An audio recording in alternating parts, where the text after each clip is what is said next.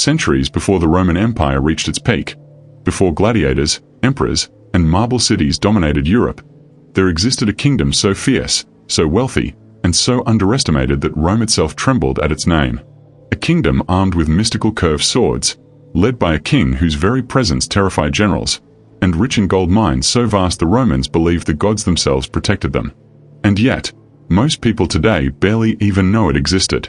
This is the lost kingdom of Dacia, the civilization that nearly crushed Rome and changed the course of European history. Before we dive in, don't forget to like this video, subscribe to Dude Historian, and drop a comment telling me where in the world you're watching from. Now, let's travel back 2,000 years. Our story begins in the rugged mountains and deep forests of ancient Eastern Europe, modern-day Romania, Moldova, and parts of Hungary. A land the Romans feared. A land they called Dacia. The people who lived here, the Dacians, were warriors unlike anything Rome had ever faced. They painted their bodies for war, fought with weapons curved like the crescent moon, and believed their souls would rise after death into the world of their god, Zalmoxis. To the west, the mighty Roman Empire. To the south, the wealthy Greek cities. To the north, migrating tribes hungry for land. Yet Dacia stood alone, independent, fierce, and unyielding. And soon, one leader would rise who would shake Rome to its core, a king known as Decebalus. But to understand how he nearly crushed the world's greatest superpower, we must first understand the rise of the Dacians themselves. How Dacia became a powerhouse. To Rome, Dacia looked like a barbarian frontier, but that was a lie Rome told itself. Dacia was no primitive backwater. It was a kingdom built on gold, iron, and strategy. A land that could fund an empire. Deep in the mountains, rivers flowed with gold dust. Massive underground mines, some stretching for kilometers, produced wealth that neighboring tribes could only dream of. Gold meant power. Gold meant armies. Gold meant leverage Rome couldn't ignore. A warrior society. From childhood, Dacian boys learned to ride, hunt, and fight. Their weapon of choice, the Falx, a two-handed curved blade that could slice through Roman helmets and shields like butter. Roman historians wrote, "The Dacian Falx made our armor useless." Imagine terrifying Rome that badly. A natural fortress. Dacia's capital, Sarmizegetusa Regia, sat high in the Oresti Mountains, protected by layers of forest, cliffs, and expertly engineered stone fortresses. Think Machu Picchu, but built for war. Contact with Greece and Thrace. Trade routes connected Dacia to the Greek world. Their pottery, jewelry, and religious ideas showed a hybrid culture, part warrior tribe, part refined civilization. Step by step, Dacia grew powerful enough to stand among the great nations. And that's when Rome started paying attention. What made Dacia unique? Under King Buebista in the 1st century BCE, Dacia reached a level of power that shocked the Mediterranean. This was Dacia's golden age, and it came with innovations far ahead of their time. United tribes. For centuries, the Dacians lived in scattered groups. Buebista united them, something no one had accomplished before. Overnight, Dacia became a regional superpower, cutting down the vineyards. Here's one of the strangest stories in ancient history. Buebista ordered the destruction of all vineyards in his kingdom. Why? To prevent drunkenness among his warriors. His goal? Create an unstoppable army of disciplined fighters. Engineering marvels. At Sarmizegetusa, archaeologists found precision-cut stone walls, water systems built with ceramic pipes, circular sanctuaries aligned with astronomical events. These were not barbarians. They were master builders. Religion that reshaped their identity. Dacians believed death was not the end, but a transformation. Warriors charged into battle unafraid, believing they would join Zalmoxis. To Rome, this made them extremely dangerous. You can't intimidate someone who doesn't fear death. Rome's worst nightmare. At their height, Dacia controlled strategic mountain passes, access to the Danube, rich metal resources. If you control the Danube, you control Eastern Europe. And Rome knew it. The wars that shook the ancient world. Enter King Decebalus. After Buebista's assassination, Dacia splintered, until a brilliant new leader united the tribes again, Decebalus. Rome expected another barbarian king. Instead, they got a strategist who outsmarted Roman generals. The First Dacian War, 85 to 89 CE. The Dacians didn't wait for Rome to attack, they struck first. They ambushed Roman legions along the Danube, killing thousands. Rome was stunned. Emperor Domitian tried to push back, but Decebalus used guerrilla tactics Rome had never seen. The result? Rome was forced into a humiliating peace treaty, paying Dacia money, engineers, and military equipment. Imagine Rome paying tribute to someone. That's how dangerous Dacia had become. The Second Dacian War, 101 to 106 CE. When Trajan became emperor, he vowed to end Dacia once and for all. But Decebalus had turned his kingdom into a fortress. Massive stone walls, hidden mountain strongholds, booby traps along the forest paths, and alliances with other tribes. The weapon Rome feared most, the Falx. Roman soldiers had to redesign their armor during the campaign.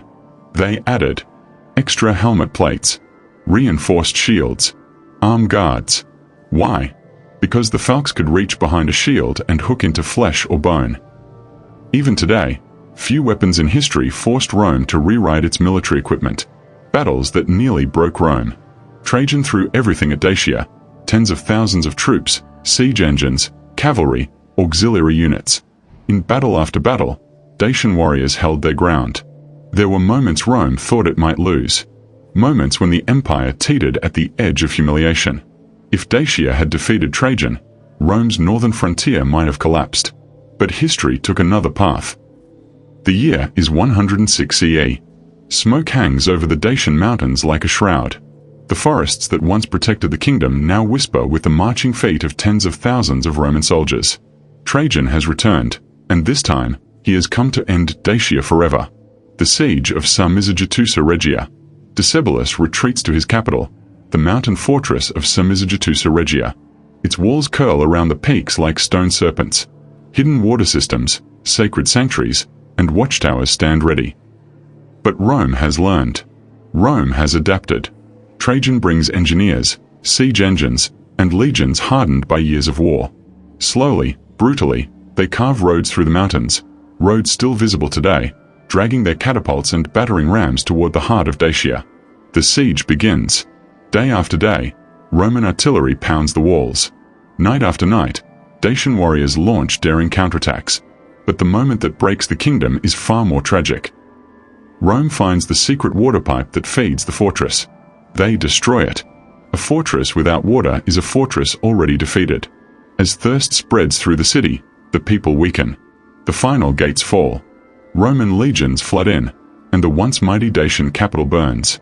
The final ride of King Decebalus. But Decebalus is not captured. He flees into the forest with his last loyal soldiers. A Roman cavalry unit pursues him relentlessly. And then comes the moment immortalized on Trajan's column. A cornered king. A final act of defiance. Rather than be paraded through Roman chains, Decebalus places a dagger to his throat and ends his own life. Rome would not have its trophy. Even in death, the king denied them victory. It is one of the most dramatic endings of any ancient ruler. Cinematic, tragic, unforgettable. The looting of a kingdom. With Decebalus gone, Rome seizes everything. Dacia's gold mines, sacred treasures, weapons, tools, livestock. Entire communities relocated or enslaved. Ancient sources say the amount of gold Trajan took was so enormous that Rome stopped taxing its citizens for years. Dacia, once feared by an empire, vanishes into the Roman machine. The kingdom that still shapes the modern world. Though Rome conquered Dacia, they could never erase its legacy. The DNA of a nation. Modern Romania, its language, identity, and culture, is a blend of ancient Dacian roots and Roman influence. The very name Romania echoes the empire that conquered the land, but beneath that Roman layer beats a Dacian heart. Many villages still tell stories of Zalmoxis, the wolf-headed Dacian banner, the bravery of mountain warriors, the Dacian wolf, a symbol reborn, the Dacian battle standard, a wolf's head with a serpent-like body, terrified Roman soldiers. Today, it reappears in museums, monuments, and even sports teams, an ancient symbol roaring back to life. The gold that built an empire. Rome's architectural boom during Trajan's reign, monuments, markets, bridges, was funded largely by Dacian gold. Dacia's fall literally reshaped the skyline of the Roman world. The mystery that remains. Despite Roman records, much of Dacian culture is still a mystery. Their full writing system is unknown. Their religion remains partly hidden. Their engineering secrets still surprise archaeologists. A kingdom that nearly crushed Rome vanished, but left just enough behind to keep historians fascinated. The modern resurgence. Every year, reenactors in Romania gather to recreate the Dacian Wars. Thousands attend. The lost kingdom is rising again, not in battle, but in memory. And that is the story of Dacia, the lost kingdom that nearly crushed the Roman Empire. A civilization forgotten by many, but unforgettable once its tale is told. If you enjoyed this journey into ancient history, make sure you white right pointing backhand index like this video. White right pointing backhand index comment where in the world you're watching from. White right pointing backhand index subscribe to Dude Historian for more lost empires, ancient mysteries, and untold stories. Your support helps this channel travel deeper into the forgotten corners of history. Thank you for watching. I'm Dude Historian, and I'll see you in the next discovery.